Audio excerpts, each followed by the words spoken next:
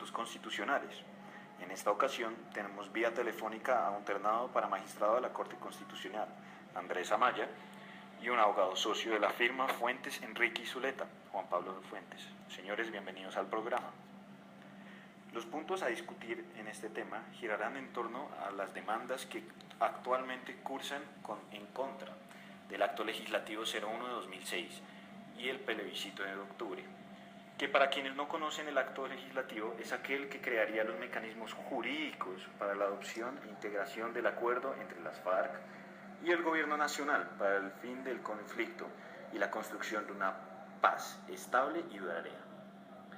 Así las cosas, en la primera parte discutiremos las demandas del Centro Democrático frente al artículo 4 y posteriormente la demanda al plebiscito por la ocurrencia del huracán Matthew.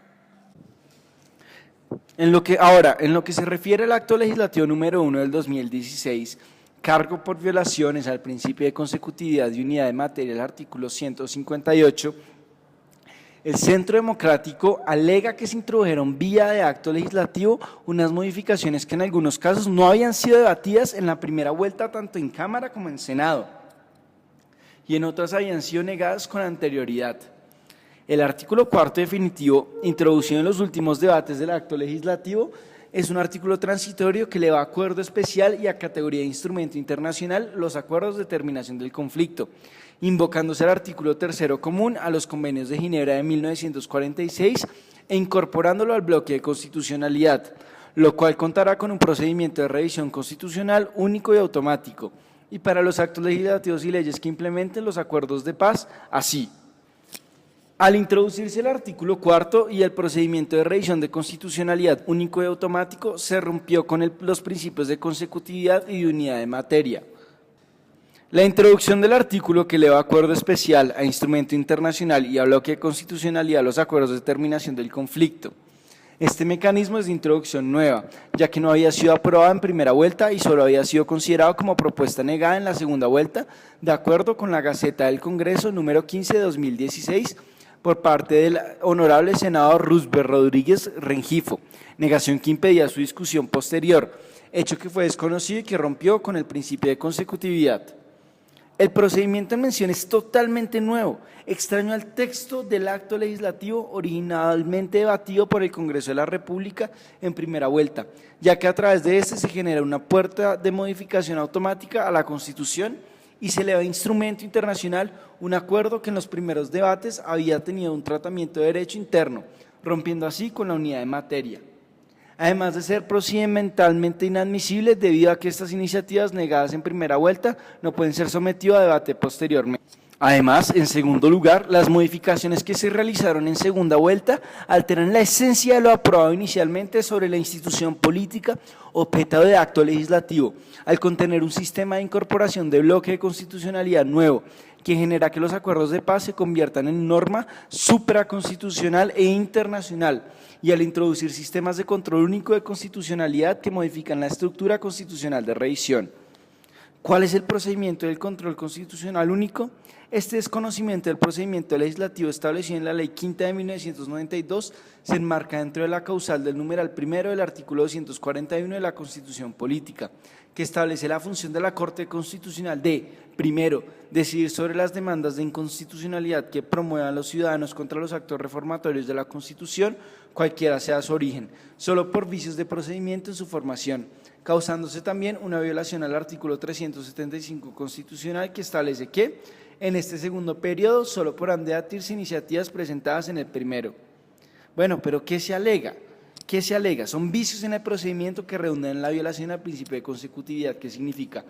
Ya veo que mi compañero Juan Pablo tiene unos contraargumentos muy interesantes al respecto. Vamos a escucharlo a él. Bueno, Andrés, encuentro problemático varios de los argumentos del Centro Democrático. El argumento para declarar inconstitucional el artículo 4 radica en dos puntos principalmente.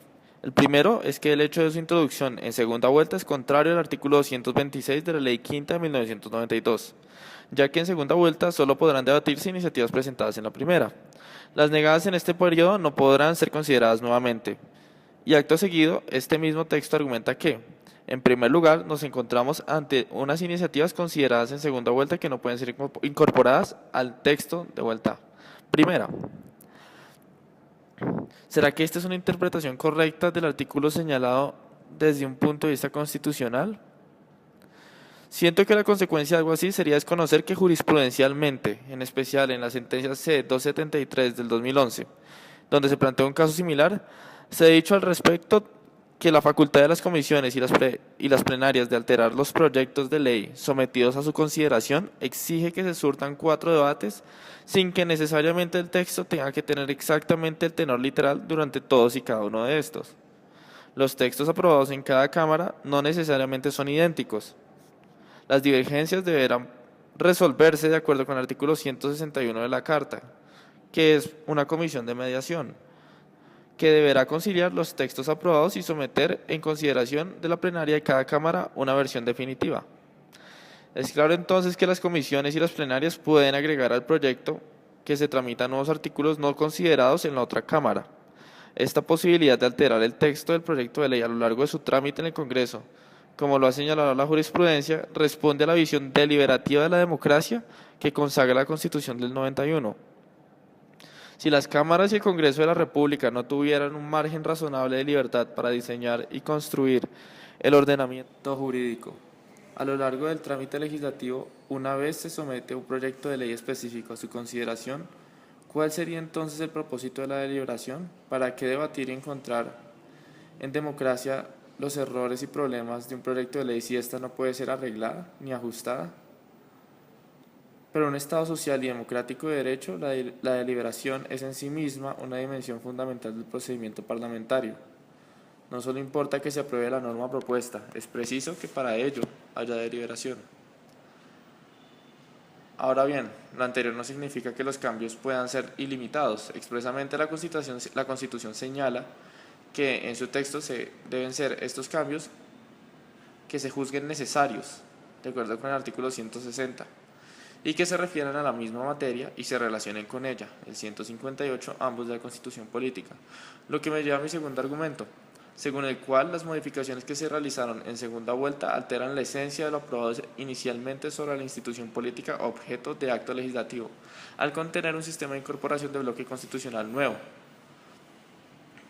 Esto, para mí, yo no me encuentro de acuerdo con esa interpretación del texto acusado. En primer lugar, el análisis acerca del incumplimiento de los principios de identidad relativa y de consecutividad del proyecto tienen que hacerse no de forma aislada, sino en la medida en que estas diferencias puedan carecer de significación en el contenido de la regulación del proyecto mirado como un todo.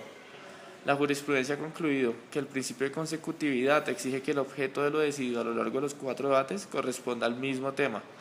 Así el sentido de las decisiones sea diferente e inclusive contrario. Ahora bien, en caso de contradicción sobre el mismo objeto es posible armonizar el proyecto mediante comisiones de conciliación, como ya lo venía diciendo. Siguiendo esta misma jurisprudencia, por ejemplo, la Corte Constitucional decidió en sentencia C-940 del 2003 que cuando una norma legal guarda una relación cercana o una relación temática importante con el objeto de la ley, no desconoce el principio de identidad flexible, sumado también al de consecutividad. Además, siguiendo esta misma jurisprudencial, debe haber una relación cercana, una relación temática importante con el objeto de la ley.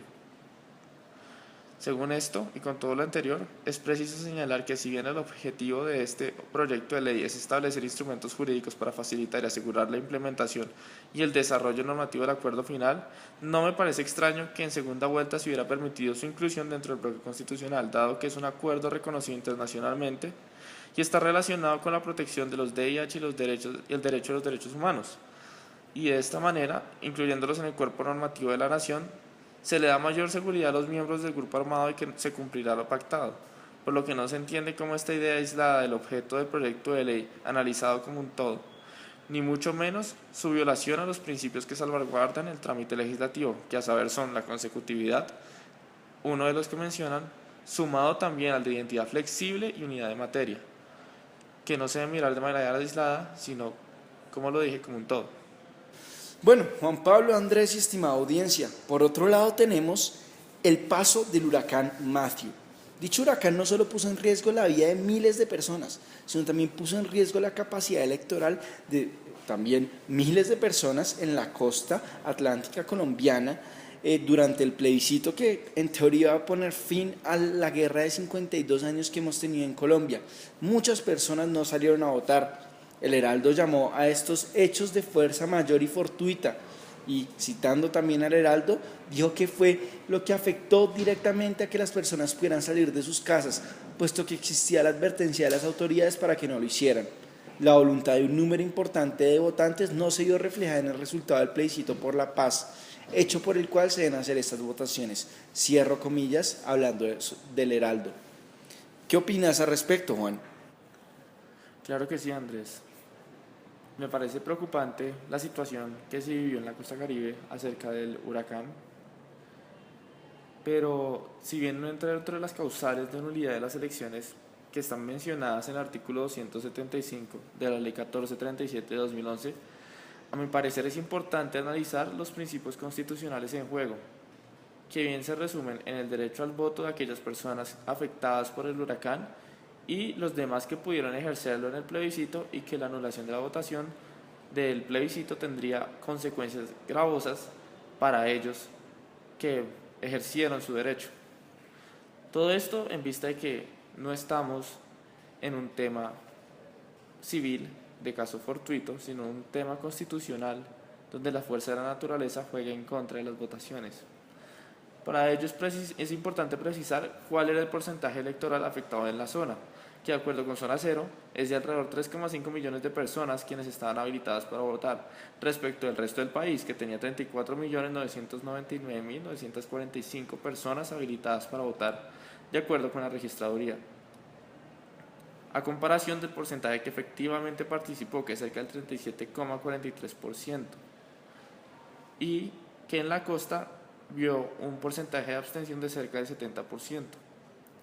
Por otro lado, es importante tener en cuenta que el voto, visto constitucionalmente, es un ejercicio personal de discreción del individuo y autónomo, por lo que el hecho de que no hayan votado no garantizaba de ninguna manera que estos votos hubiesen sido por el sí ni por el no.